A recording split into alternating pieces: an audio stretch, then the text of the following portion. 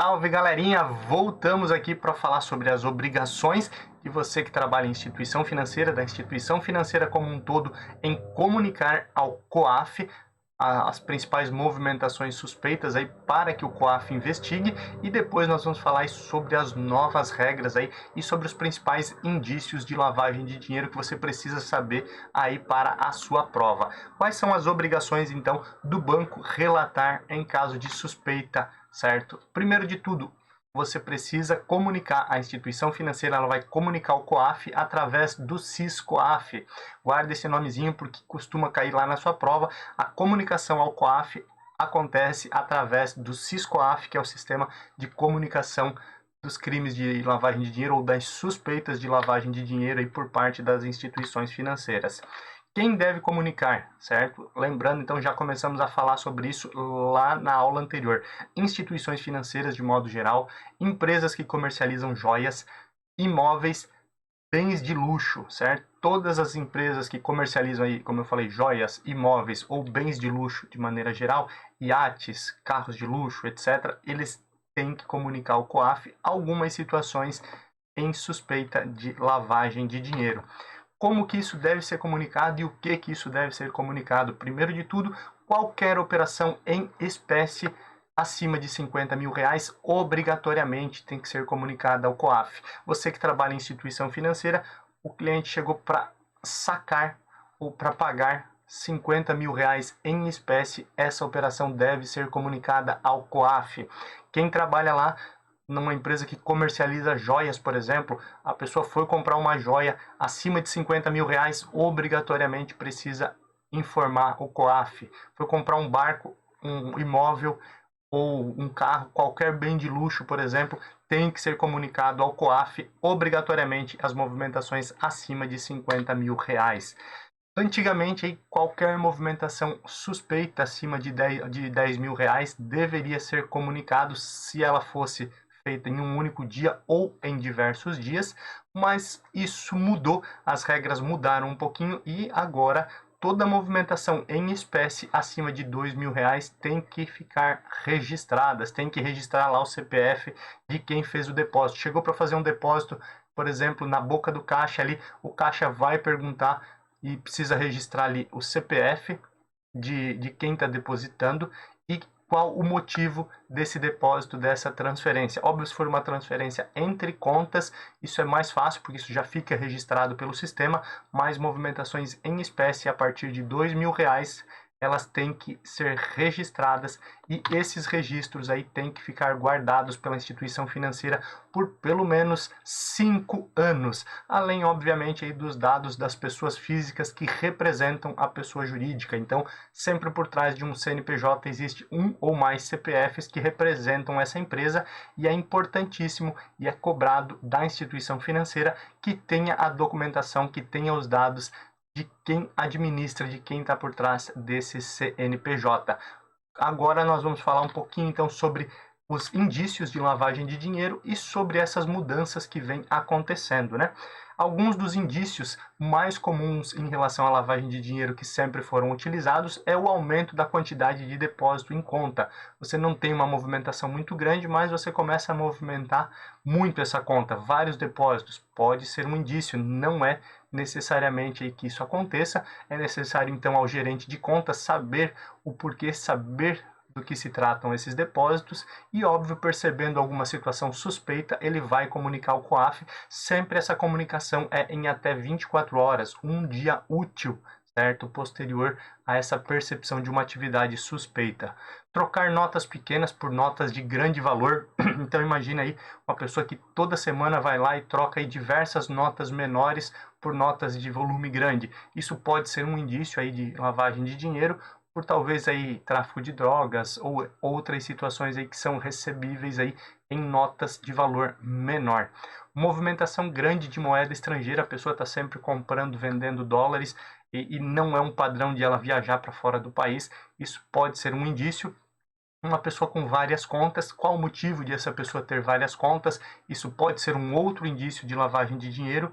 Pessoas que têm contas abertas próximo de regiões de fronteira ou onde tem aeroportos, próximos de aeroportos, isso também é algo aí que é um indício de lavagem de dinheiro, e principalmente movimentações não compatíveis, né? O cidadão ganha 5 mil por mês, movimenta 15, 20 mil reais na conta, ele ganha seus 5 mil e gasta 20, 25 mil em cartões de crédito, pode ser uma suspeita aí de lavagem de dinheiro. São diversos os itens aí que indicam essa possibilidade, esses indícios aí de lavagem de dinheiro, que com certeza aí os próprios criminosos já começaram a se atualizar também, e diversas dessas regras vieram mudando ao longo do tempo, e agora mudou muito mais, porque esses indícios aqui podem não significar nada. São importantes para a prova, óbvio que sim, mas não são somente eles. Imagine aí que a pessoa descobriu que ela ter uma conta próximo de uma cidade de fronteira era um indício de lavagem de dinheiro. Então ela deixa uma cidade antes, 2 cidades antes, e aí talvez tenha que se mudar o código, né, onde se fala aí sobre indícios de lavagem de dinheiro. Por isso, o Banco Central e a CVM atualizaram as suas normativas em relação à lavagem de dinheiro. E aí lembrando, né, Banco Central e CVM, porque não são somente instituições financeiras, as entidades aí que são voltadas aí ao mercado de ações, por exemplo, empresas e etc., também têm que se adequar, principalmente com essa nova normativa que foi atualizada aí no ano de 2020 e entrou em vigor no ano de 2020 e agora começa a valer para sua prova de certificação também. As mudanças, a principal ideia dela é trazer uma flexibilidade aí para instituições financeiras e empresas, ou seja, a partir de agora não existe mais uma regra clara, mas cabe às instituições financeiras classificar e provar que estão combatendo a lavagem de dinheiro. Ou seja, elas terão que criar mecanismos internos de acordo com o risco, classificando em baixa, média e alta a possibilidade de lavagem de dinheiro, sejam de produtos ou de pessoas. Então, imagine que alguns produtos dentro da instituição financeira são mais fáceis aí para você fazer lavagem de dinheiro, certo? Um exemplo, um consórcio. Você compra um consórcio, dá um lance muito grande em um consórcio de uma casa, por exemplo, e compra essa casa justificando aí que o dinheiro foi através daquele consórcio, mas talvez o recurso foi utilizado aí com esse dinheiro ilícito de lavagem de dinheiro. Outros produtos são menos. Da mesma forma, em relação a pessoas, alguns tipos de pessoas são mais prováveis de ter envolvimento com lavagem de dinheiro do que outros. E aí cabe, então, a partir de agora, não uma regra fixa, mas cada empresa ou instituição financeira criar as suas próprias regras. Como é que ela vai classificar cada um dos seus clientes, cada um dos seus produtos, dentro dessa classificação baixa, média e alta possibilidade de lavagem de dinheiro. Com base nisso, ela vai monitorar esses clientes e produtos, lembrando, instituições financeiras e empresas. E ela tem que anualmente comprovar, apresentando um relatório de como é que ela está combatendo a lavagem de dinheiro em todos esses públicos. E aí surgem algumas novas realidades que é importante ficar de olho, né? Aí quando nós falamos em lavagem de dinheiro, algo muito comum que já existia era o KYC, Know Your Client, né?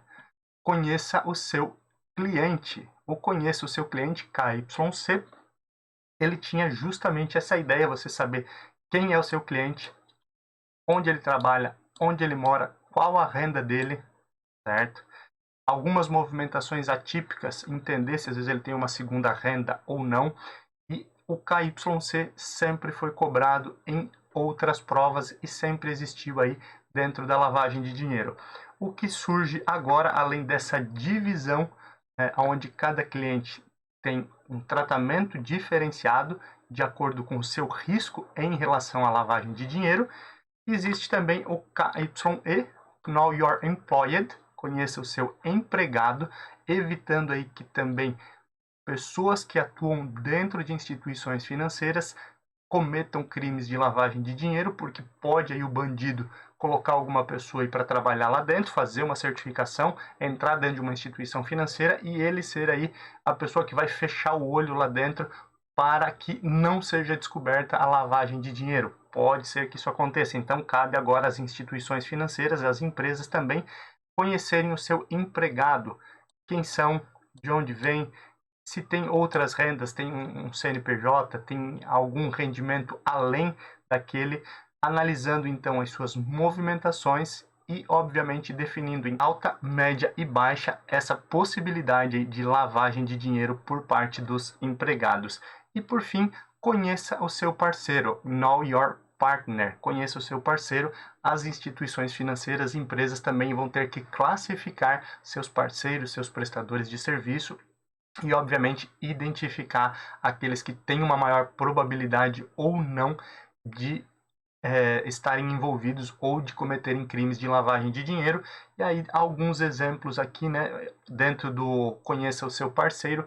Imagine uma instituição financeira que tem parceria com uma garagem de carros que venda veículos com financiamento através dessa instituição financeira. Isso é algo muito comum, esse tipo de parceria dentro do mercado.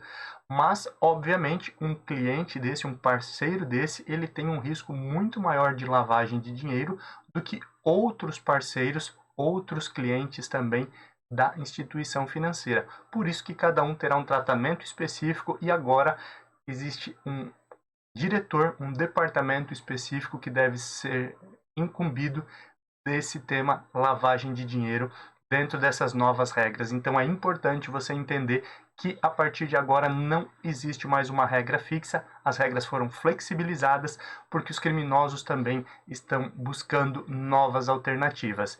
E aí você precisa conhecer seu cliente, conhecer o seu empregado, conhecer o seu parceiro e dar níveis a cada um deles em relação ao risco de lavagem de dinheiro, sempre combatendo e sempre prestando esse tipo de relatório, pelo menos uma vez ao ano, dizendo o que está sendo feito para prevenir o crime de lavagem de dinheiro e financiamento ao terrorismo, que é muito comum e muito cobrado na sua prova. Nos vemos na próxima aula para a gente falar de um tema mais tranquilo, que é análise de perfil de investidor. Até a próxima.